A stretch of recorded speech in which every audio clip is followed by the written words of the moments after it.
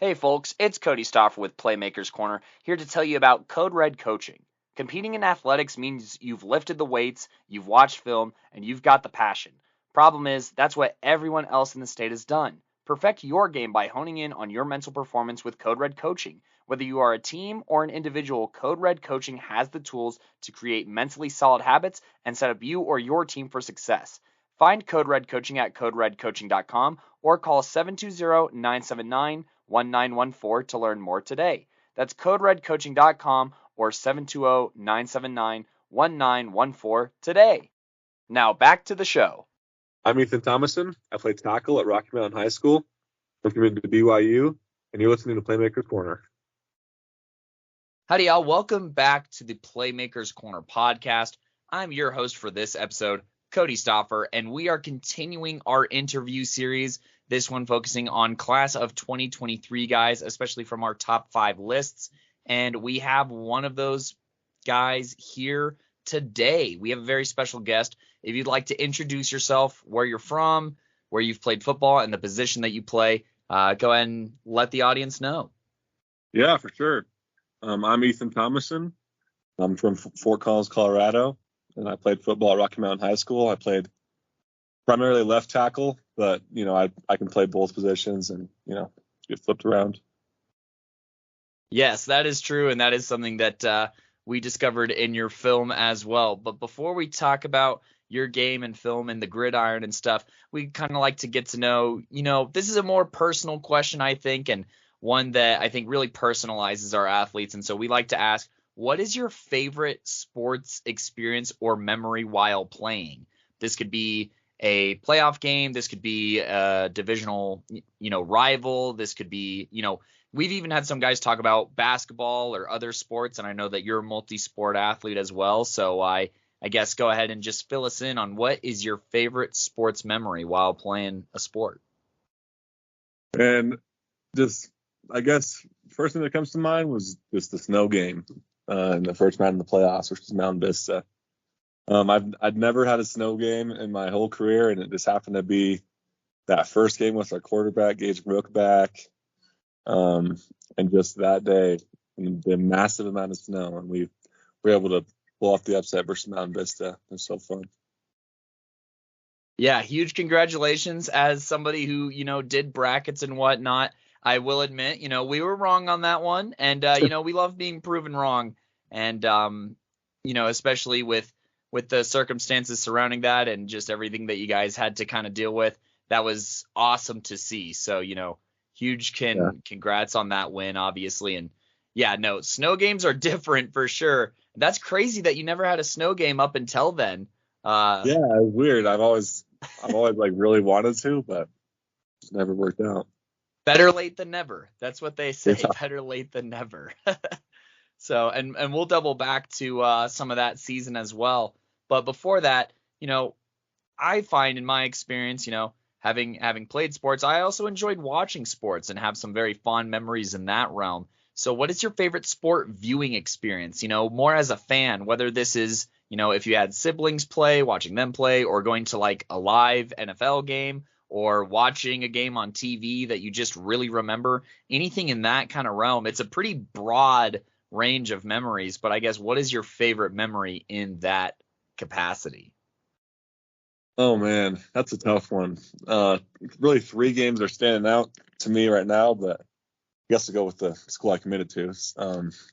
I was at BYU versus Baylor this year, which was a great game, and got to rush the field after with some of the other recruits, and it was really fun.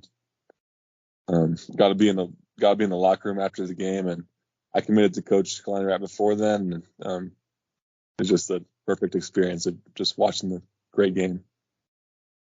No, that's awesome, and it's very unique too. For I think you might be one of the first prospects talking about a game that you got to see to a school that you eventually commit to and see it in person and be a part of that locker room experience. That is, I think, out of I'm not sure what the other 2 memories were, but I think that's a pretty good one to choose, if I'm being honest. So, but transitioning a little bit here to Ethan Thomason, the prospect here, and just talking about your game. You were crowned our number one offensive tackle here in our class of 2023.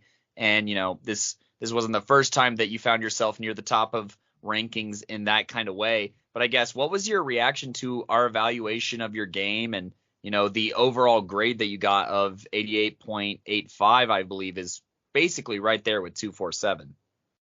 Yeah. I thought you guys did a great job. I thought it was really fair. I really liked some of your critiques, as well as your ability to point out my strengths. I thought that was really great. You didn't make it easy on us for finding areas to improve, but something, no such thing as a perfect prospect. But I'm glad that you were. Especially at my position, there's so much developmental piece and so much maturity you need to go through to become a really elite offensive tackle. Absolutely, I agree with that, and I guess we could kind of talk about that too, and just talk about your game and how you view yourself. What are some things that kind of helped you develop into that premier offensive tackle here in Colorado, and what are some resources that helped you, whether it was teammates, coaches, or trainers, anything like that? Oh man, I have a big supporting group around me. I'm so grateful for all of them.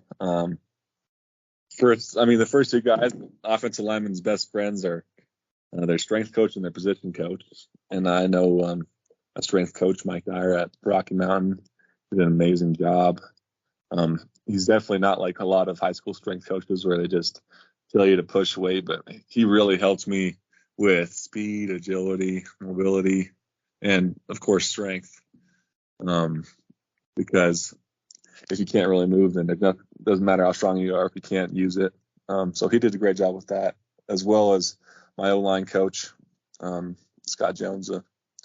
He's a great O-line coach. He's had, I want to say, like 5 major D1 offensive linemen in his career. Up at Rocky Mountain, which is a feat. So that is an impressive resume for sure. And you joining those ranks too is a big deal. And I guess, looking at it from that, maybe not that perspective, but I guess from just a comparison standpoint, what are some qualities, 2 to 3 qualities, that in your opinion, from your perspective as the athlete in question, that separate you from other tackles or offensive linemen, whether that's, in your own conference, in the state of Colorado, or even in the country? What are some things that you feel very confident in your ability to do? I feel like just a lot of it's God-given size and athleticism. I've just been really gifted with a 6'8", 325-pound frame. And then also just my ability to move it. I feel like I have put in a lot of work to be able to move my body. And also, I like to say I have a good, tough mentality. I want to kill people out there. They're not my friends out there. A nice guy off the field, but I had a couple people tell me they're scared of me, which that was fun. Yeah, no, you've got quite the imposing stature for sure, but like you said, it's no use if you don't know how to use it. So, the fact that you have put in that work to be one of the probably the most mobile linemen that I can think of on scale of size and weight since we've started this, podcast, that's very impressive, and salute to you and the work you've put in. And, I like to hear that kind of Mamba mentality that you got going on there, because, all the listeners, they have to hear that, because they're like, wow, this is a really nice guy. But no, everyone has a different gear once that helmet and shoulder pads go on, or once that switch is flipped. So just wait till after the game, and then make sure to approach Ethan following that. That's always what my dad would tell me, is you're a different guy when you put on the helmet. So yeah. You gotta be for sure. And I guess kind of talking about, once again, your kind of perspective, but also maybe your inspiration here. Are there any linemen growing up or, these past few years in high school, like professional or college linemen that you've watched and have tried to emulate or model your game after a little bit here?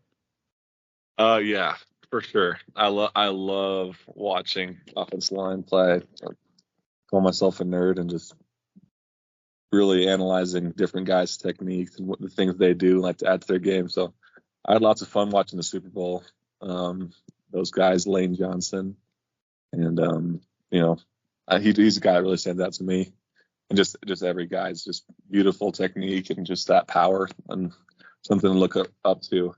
A couple other guys, BYU, both of their tackles were all Americans this year. Kingsley Sumateia was a freshman All-American, and Blake Freeland, their left tackle, was a second team PFF All-American, and he started in the Senior Bowl. And he's just a monster too. And really, Blake Freeland's a 6'9", 315.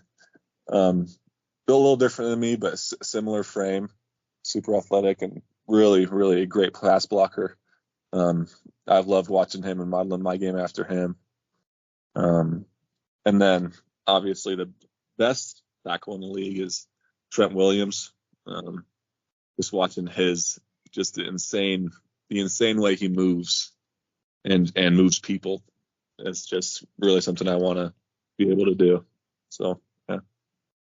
Yeah, no, those are all great names. Lane Johnson, being an OU fan, is fun watching him come out and do his thing and develop. And I'd say I'm more familiar with the NFL ranks personally, and thinking back to Trent Williams, even back in Washington, was an absolute dog who just moves around the field very, very well. And it sounds like you got some good role models kind of in-house as well with your commitment here.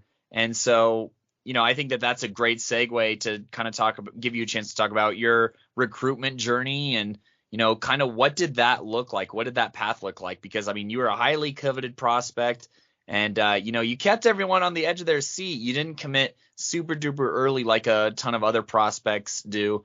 And so I guess kind of what was that process like? And eventually, why did you land at BYU? Good question. I really enjoyed the recruiting process. My first offer was right after my sophomore season, to Colorado State, just up the road, like 10 minutes. And that first one, just the feeling I can describe it as, like you're looking at the head coach, and it's like you're looking through like a PVC pipe as a kid, and everything else in the room just like kind of just fades out, and you just like can't believe it's real. And like that's like the best way I can describe that first feeling. Then that sophomore summer, man, I was grinding with the camp schedule. It was like I'd like to say 12 colleges for camps. Holy moly, that's a lot. So we went all over the country in the month of June. We were out of town pretty much every week. I went to Texas that first weekend. We went over to Texas Tech, Texas A&M, and Baylor. Those three places were awesome, man. Texas Tech was my first Power 5 offer. That was another one that felt insane. Like I was like, oh wow, I actually might be able to do this. Like I was at that point. I'm pretty like, good at football. Yeah, but like I showed up there, and I don't want to be like bragging, but being 6'8" and 305, and the coach is obviously gonna be like, oh, that's a guy. Doesn't even if he's not good, we're gonna watch him just because of that frame. But then I ended up being one of the best movers on the field, and I won the strength contest, the medicine ball throw. I threw it like really far. Forgot. Yeah, I know that I picked it up and that it was no longer anywhere near me following the toss. Yeah, it was pretty far. So, and that was just fun, and they just put me up against the best guys, and I was always, if there's one thing I could redo in the recruiting process, well, two things. I'd take all 5 of my official visits because those things are super fun, and I would also just really do those camps again.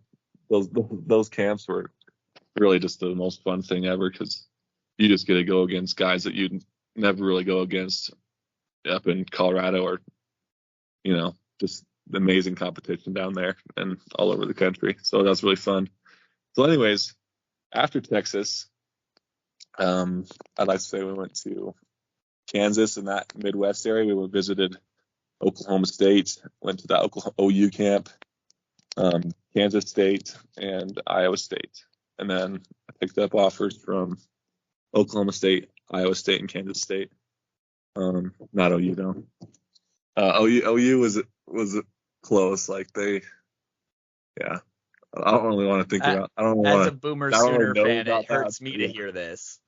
Yeah, I love Coach Biedenbaugh. He was awesome.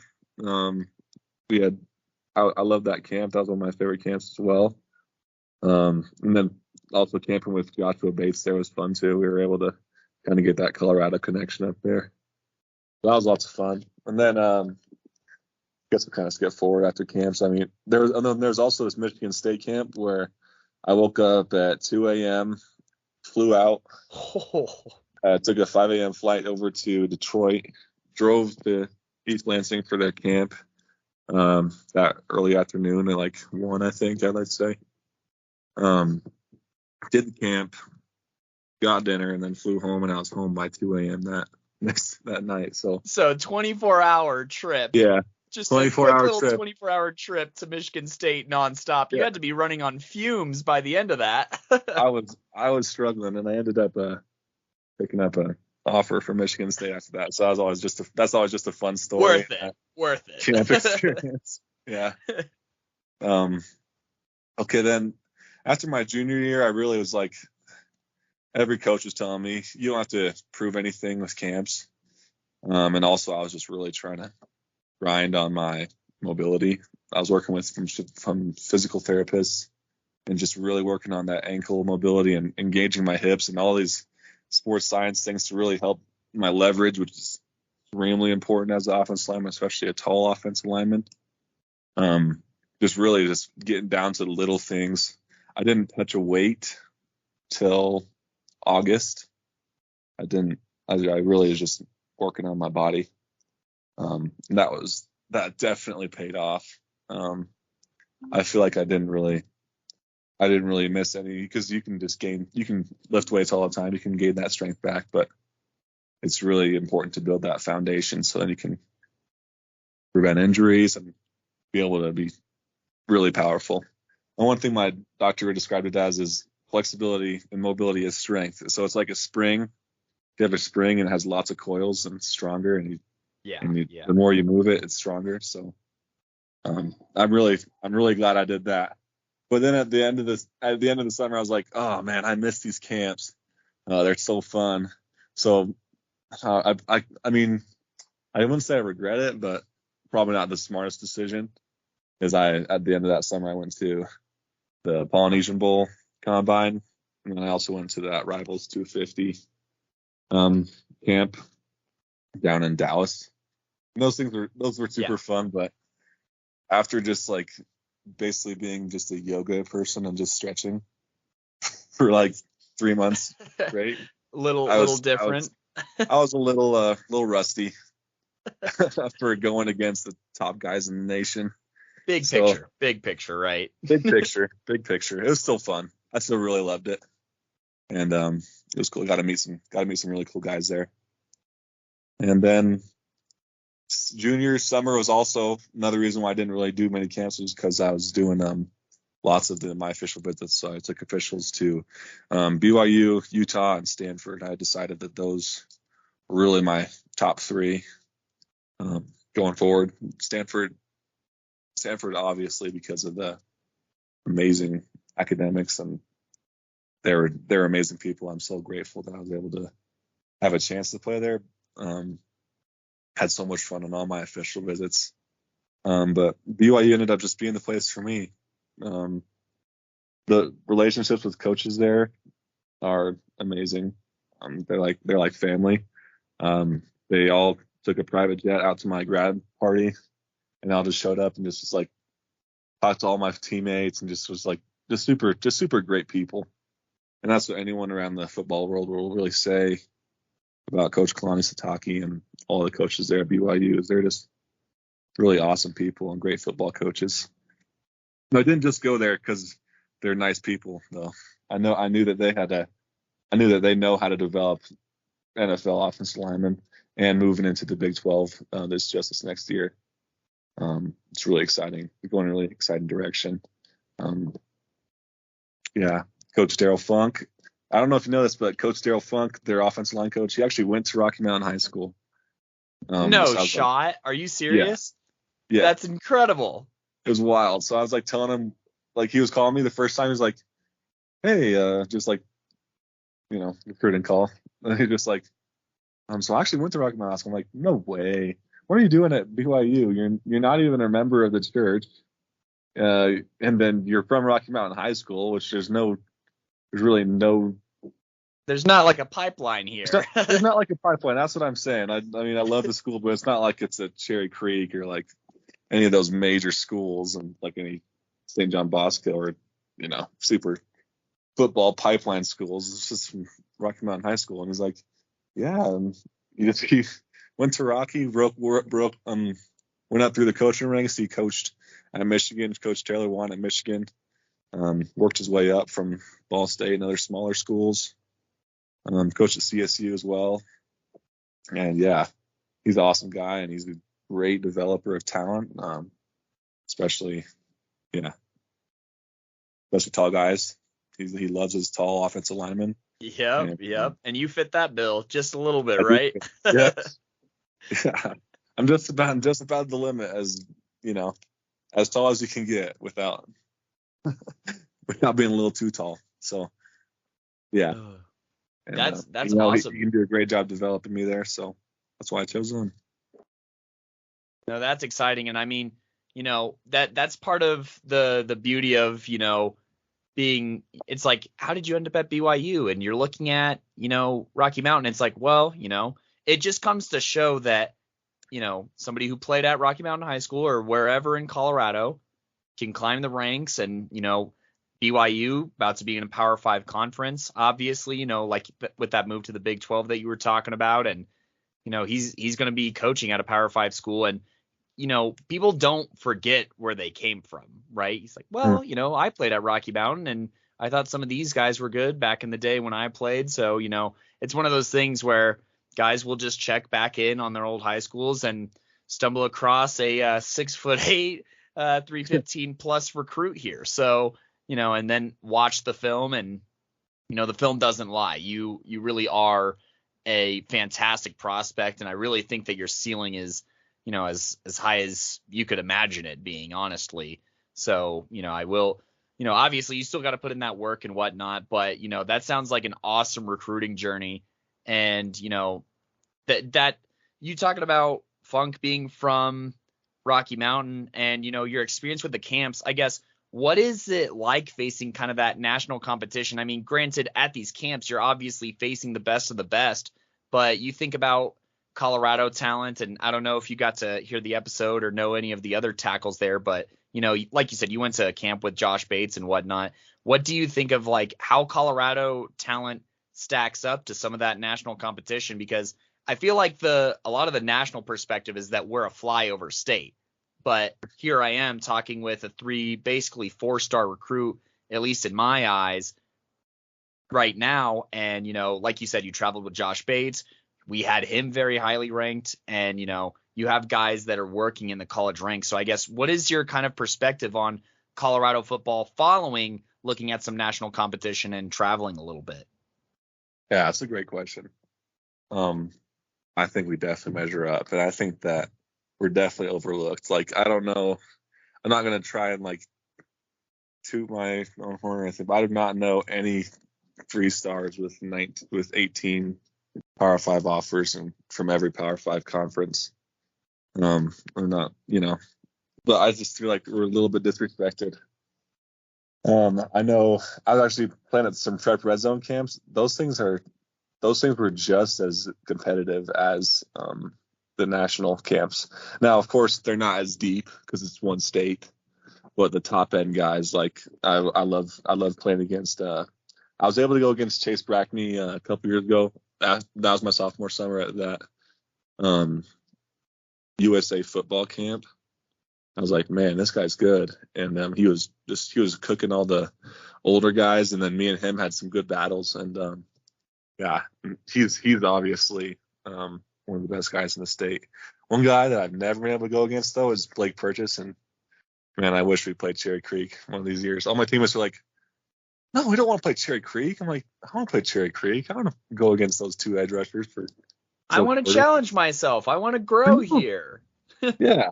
I mean, yeah. That's really all it is. I just love competition, and Joshua Bates, he deserves every bit of his ranking and more. I remember at that OU camp, just the complete dominance that he showed. Like it was scary, a little bit scary. He's got the strongest, extremely strong core, extremely strong punch, and like he would just stone these dudes at the line of scrimmage, like these dudes that thought they were big shots in Texas or somewhere, and he'd just stone them and put them right on their butts. And yeah, I thought it was. And that was that. That's the best I could put it. Well, that's refreshing to hear. And, it's one thing when, we work in the media, right? A lot of people are, well, you're supposed to, of course, say Colorado talent stacks up. You're supposed to say that. But, we've sent, whether it's 7-on-7s or, Colorado produces a lot of offensive linemen and they travel, right?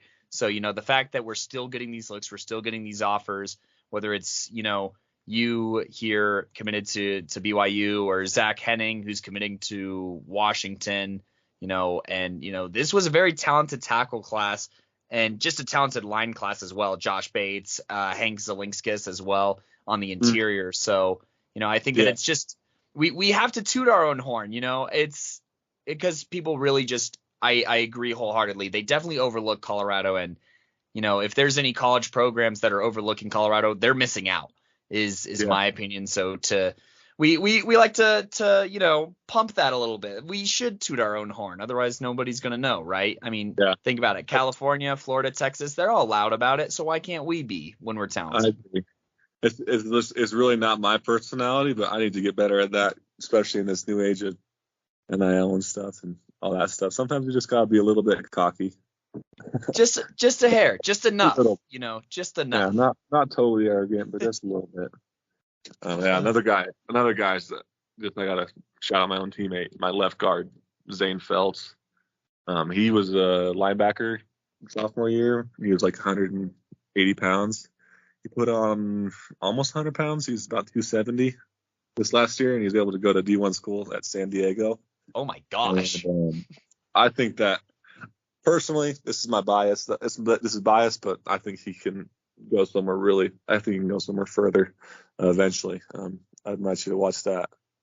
Watch his film, Zane Feltz is his name. He made our left side of the line totally unstoppable. Like no one put anyone on the left side of the line because they know it didn't matter because I'm Zane and I. So, yeah. Sweet. I just put that name in the chat. If I spelled it wrong, feel free to correct me in the chat there. But I think it's fair to assess prospects that our top 5 prospects tell us to take a look at. Oh, I was so close. Z instead of an S. Yeah. And I think talking about your teammate here and talking about Rocky Mountain a little bit, I think that's a good time to kind of talk about how this season went a little bit. What were maybe some of the expectations of coming into this season for Rocky Mountain? What were some things that you were proud of for this Lobo squad? And what are some things that you hope some of the younger guys who are trying to, pick up the torch, what are some things that you hope they learn and do and improve on from this past season? There's lots of things to be really happy about for this season. And there's just lots of lessons we can learn.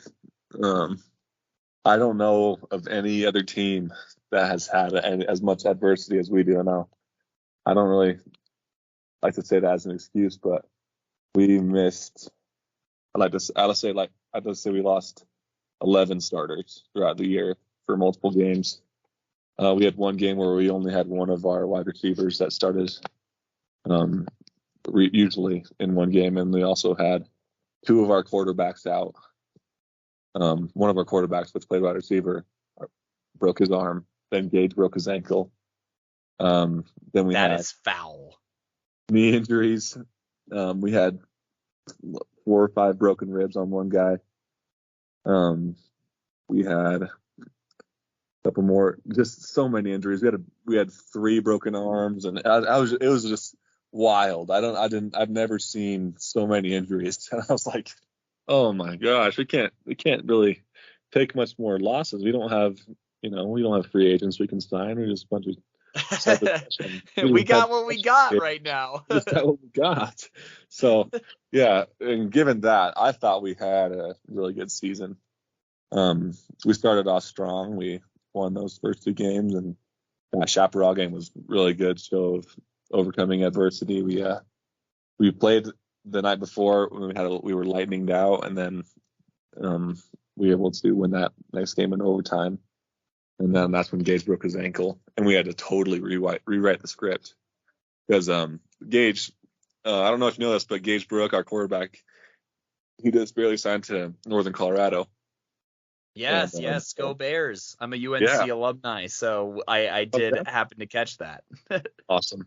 Yeah, so he's a super talented 6'6" quarterback and great arm, and he's never really he's had 2 ankle injuries, 2 broken ankles, and hasn't even ever had a junior or senior year, which is huge. Like everyone knows that you don't get recruited without a junior and senior year film. Like it just doesn't happen. And he's going to be awesome. He's going to tear it up at UNC. I know that if he stays healthy, he can be something special. But anyways, after we lost Gage, we had to just rewrite the script, and I always knew we had a really good offensive line, and we averaged around 260 up front. Myself, Zane, Caden, Ben, and Tyler. We had 4 of our 5 starters were seniors, and then our center was a junior. He was big old guy, is really good. Caden. But yeah, we were able to really just take over that game, and also Abe Chatila. He really had a breakout year. I didn't know he was really special as he showed this year. Until he had a great year. That's true. Until they gave him the chance, and Gage went down, and we ran the ball. I want to say I don't even know how many plays we ran the ball. 50 a game at least. We passed the ball. I'd be eager to say how many times we passed the ball, which was once, 1 to 3 times a game. So we just totally ran it up the gut every play, and we were able to put together a decent season. We were able to make it to that playoff game versus Mountain Vista, and we were able to really we got Gage back. We got 2 of our receivers back that game, and we were like, oh, we're gonna be able to actually play. We're gonna have to play some different football now. And then it snowed, and then we just stuck with our old script anyways. And then yeah, all that adversity ended up paying off for us. We were great at just the ground pound football, the smash mouth football. And for that game, we were able to run that without our running back, Abe. He went down, and we had put in a sophomore quarterback, Cody, and he was able to really play just super well. We just ran it up the gut every play. We got 5 yards per carry, then broke free for 20. Always got hawked. But then we just grinded it away. And then Gage had a couple great passes. We had 1 passing touchdown. And then our defense, that's one thing let's talk about. I'm an offensive player, so I like really just know more about offense and what our thought process was there. But man, our defense did not disappoint this year, especially. Oh man, I can't even. I guess especially in that second round playoff game, even though we lost, our defense held them to 0 points in 3 out of the 4 quarters. They had 2 touchdowns in the first quarter, and then our defense stopped them the rest of the game until we threw pick 6 or we had a turnover. So we ended up losing 21-0. But man, our defense was just stalwart that game, and we weren't able to really get it going. That Grandview defense was really good. But yeah, I'm really proud of our defense. One guy I'd like you to look at is Michael Delap. He's a defensive end, and man, this kid could actually be something really special. He's a 6'5", 240 defensive end. He's gone against some of the best tackles in the state. There's no shortage of good tackles. Gage Ginther, Zach Henning, both of those guys, and he had great games. He sometimes would do things that is just scary. Like he has a similar wingspan to me, and I have a 6'11" wingspan, and he's just kind of just a freak athlete. Well, and he gets to rep against you, or did get to rep against you in practice as well. So I bet that helped when facing off against some of these other great tackles in the state. I was super proud of the way that he was the guy that I was like, oh, he's talented, but I'm not sure if he's got that switch, because that's the same question I have with everybody is, he's got some talent, but does he have that work ethic and that switch? And he's definitely showed that he does. He's relentless out there. I'd advise to watch that tape. He's a legit. He's his big brother Jordan. I don't know if you heard about Jordan too. Jordan Delap. He was our middle linebacker, and I was wondering if they were related. I assume so, but Yeah. Delap's, I've never heard that last name before. Yeah, Michael's about 8 inches taller than Jordan. He looks like the older brother. Yeah, but Jordan is the strongest guy pound for pound I've ever met. He squats. He moves some stupid weight at like 180. He's like front squats 315 for reps. Just really strong, and just a great athlete too, and a great motor. He was in on one game he was in on like 69 out of the 70 defensive plays on the tackles, and he just flies around. Both the guys are really talented, man. I mean, I thought they were overlooked, but Michael Delap, I'm not sure. I heard through the grapevine. I haven't really talked to him by himself, but I heard that he got an invite to that Rivals 250 camp, which is a big deal, and I think that he'll really turn a lot of heads there. So just keep an eye out for him. I think he can be really good. Just keeps working. But yeah, our defense. We lost a lot of seniors last year on the defensive side of the ball, and the young guys just stepped up. Will Pryor, our senior defensive tackle, is going to Courthouse School of Mines. Great fit for him. He's going to kill up there at that school. We'll compete for national titles pretty much every year. And I know it'll be pushed and get really good. It's a great academic school too. So just big time. Yeah, and he was fun to go against. He's more of an interior guy, so I didn't go against him that much. He would pick on our centers. But yeah. Yeah, no, that sounds like a very talented squad you got to rock with. And I mean, there's a lot to be happy, because I mean, you guys, or I should say Rocky Mountain specifically, hadn't even made the playoffs, I don't think, since 2019. So not only to get there for the first time in a few years, but to then win one.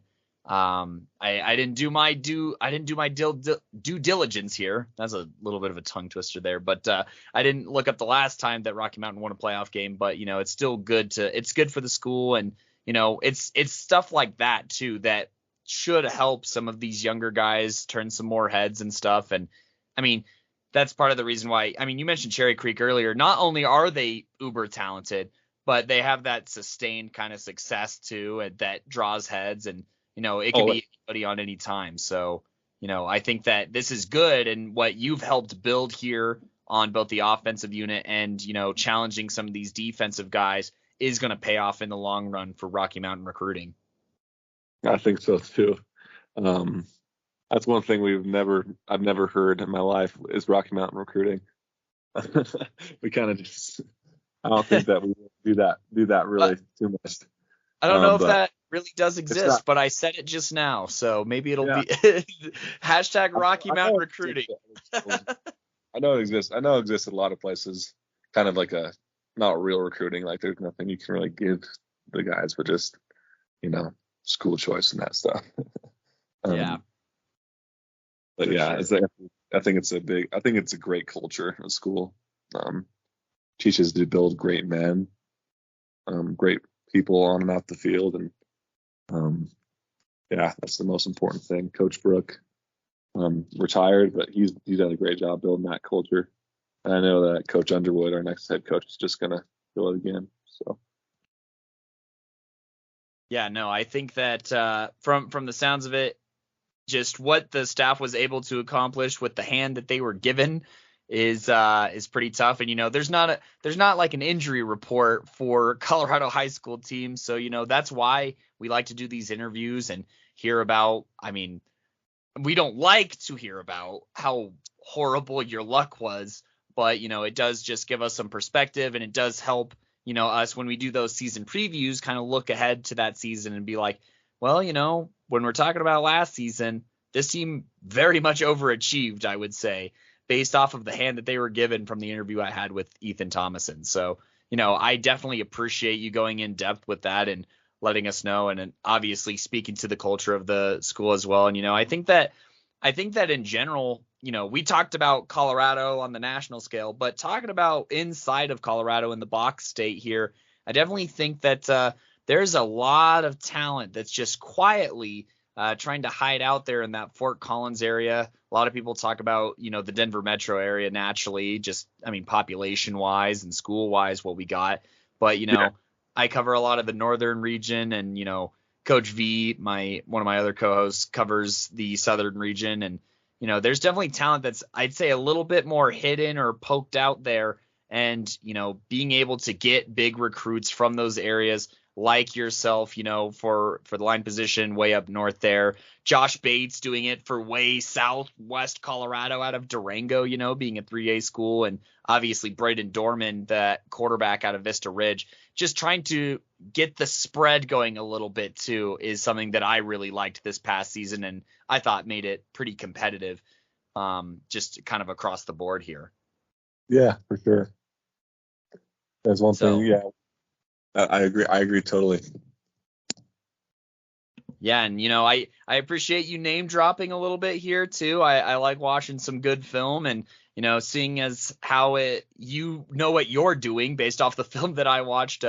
I take your word for it for sure. And I guess we're kind of getting near the dawn or the sunset of this interview here, but talking about one last question kind of in regards to you is, your journey is going to look a little bit different here. We got, your unluckiness kind of turned out to be a little lucky for us here at PMC here. And you do have a mission to do. How long are you doing that mission before you get to head to BYU? And I guess, how do you maintain kind of that football shape? And I guess, what is your journey to the field going to kind of look like, or what do you have mentally mapped out? Yeah, so the plan right now is to go out on the mission and then do that for 2 years and then return back for that winter semester of 2025. So I'll be gone for 2 years. And there's really no staying in football shape in that type of lifestyle, because I don't have 3 hours a day to really get that technique work and exercise, running, lifting, all that stuff. I do have some great people around me though, to try and really just work on the most important thing for me to, as a big guy, I've always struggled with just flexibility and just trying to get down and trying to be super mobile. And I've really just been working on that. It's actually funny. That's actually how I hurt my ankle. I was doing my stretches for my physical therapist, and I just pushed it too hard and had a ankle sprain and just a little small injury in the ankle that they just want to be super cautious with, so it doesn't lead to any lasting stuff. But yeah, in that lifestyle, I'll just be doing lots of stretching, physical therapy, the core work. That's a huge thing. It needs to be able to be balanced in your core. And just push-ups, Yeah, the simple, more Rocky IV kind of approach almost. But I'll yeah, be doing I'll be doing handstand push-ups at 320, doing some calisthenics work.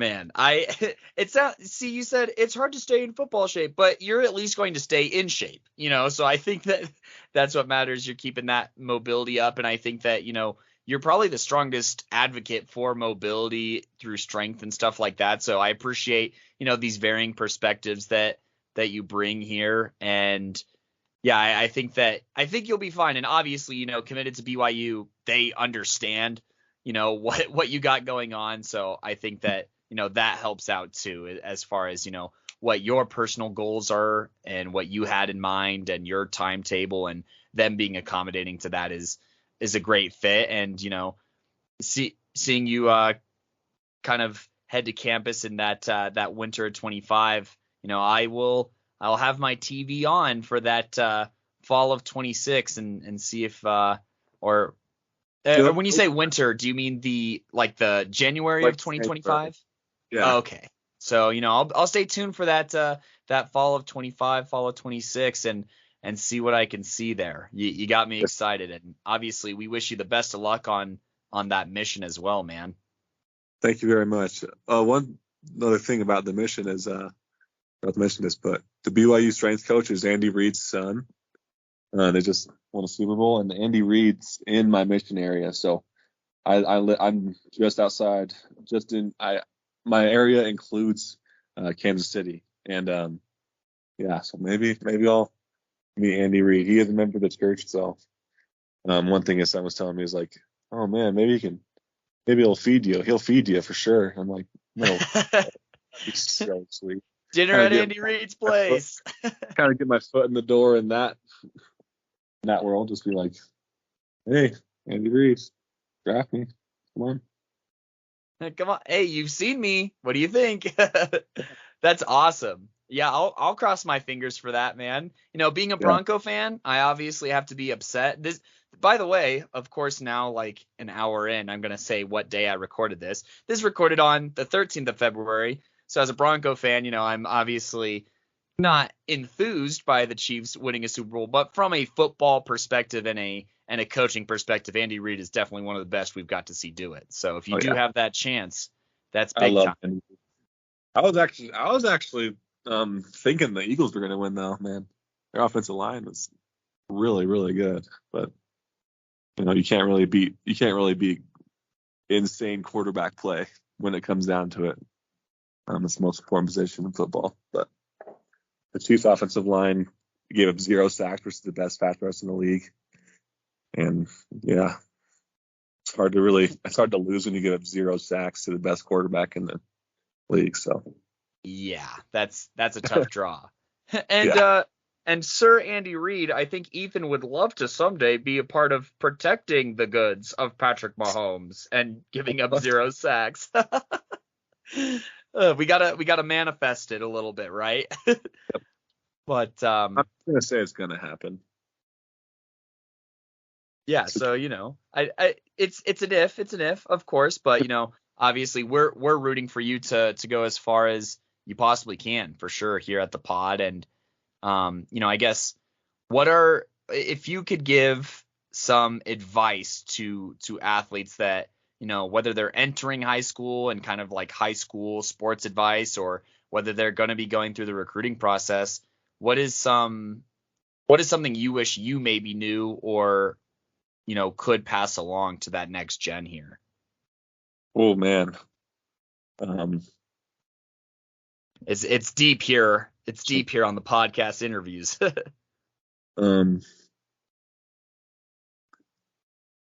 Be the best at where you are. Don't try and look too far ahead.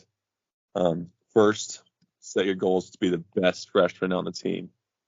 Then set your goals to be the best player on the team, best player in the city, best player in the conference, and then just keep going up. Just keep going up from there. And then just be coachable. Listen to your coaches. they only want the best for you. They have really nothing to gain. I mean, I guess they do have something to gain, winning games, but like it's nice. It's high school football. It's not. They're not making millions of dollars as a high school football coach. They just really want to help you succeed. And just listen to them. Another thing is just be with your team. Lots of guys go to their trainers, fancy trainers outside of their team and miss some team workouts. Lots of the guys in our teams, that was one thing that happened quite a bit, is guys would just go to their own gym instead of doing the team limits, and they'd skip reps and stuff like that. That just happens. I know that happens all throughout football. Like they go to their trainer or they go to just the gym and just aren't really getting that camaraderie piece of a great football team. Now I'm not saying don't go to your trainers and don't go to the gym on your own. Don't do that extra work. I'm saying just make sure that you're doing everything you can. Just do everything you can to be with that team, build that chemistry, and then build yourself. Yeah, I think that's all great advice, and I think you also provided the tagline here. I made sure to type down. I love that quote: "Be the best where you are." I think that's fantastic and gets me. It reminds me of the beauty of football and the grind that it brings and the way that you can apply it to anything for sure. So that's actually I'm not going to take full credit for that quote. I love that quote, but his name is Coach Brown, Scott Brown. He was a big mentor for me. He coached me since he's really known me since I was a little kid. He coached in the NFL for the 49ers for 10 years. He coached in college for 30 years at Duke and all over the nation. He coached the defensive line, but it's the same base principles, of course, for any football player. Focus on being the best where you are is what he told me. And I followed that advice, and I'm going to keep following that advice.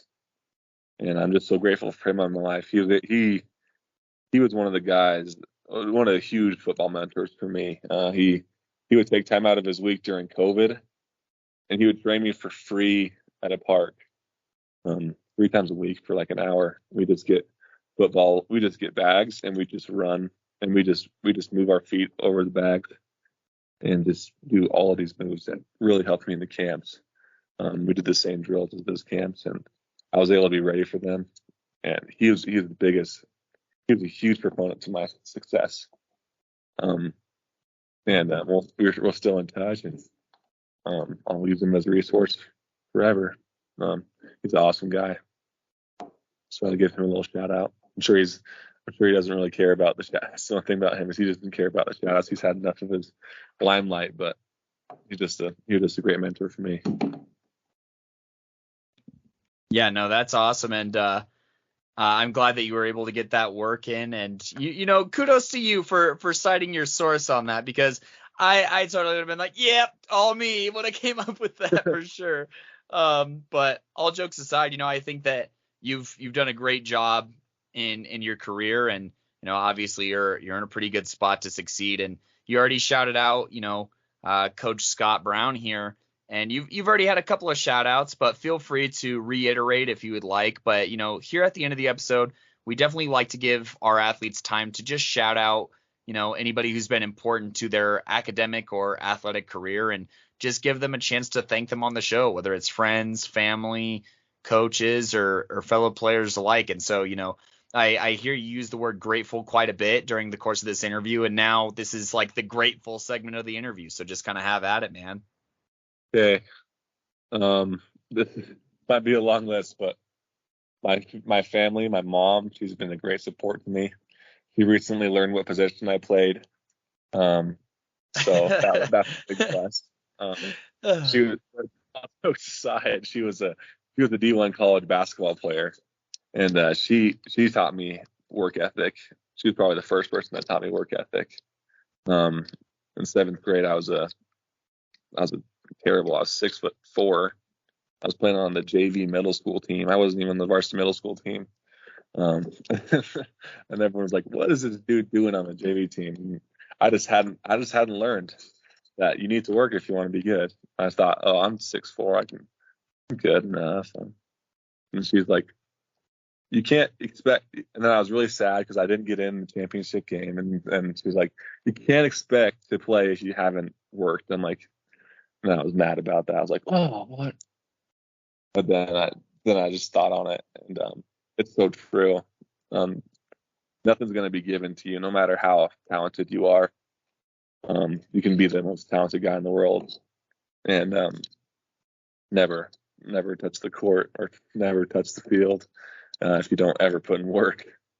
And then also my dad, my social media manager, my dad, he would always be putting together highlight reels and weeding out stuff. He still hasn't even put together my senior highlight reel, so he's lacking on that. But yeah, Come on, get on it, Pops. throughout my whole career, he would make those highlight reels and he'd send it to pretty much every D1 online coach in the nation just to get some traction. And I owe a lot of my success to, I can't. He helped me get out to all these schools. He's done so much for me. He's done everything for me. Just getting my name out there. And so my mom and my dad, of course, Scott Brown, who I already touched on, a great mentor for me. Scott Jones, our O-line coach. He's a great O-line coach. He's one of the most like down to earth, great coaches.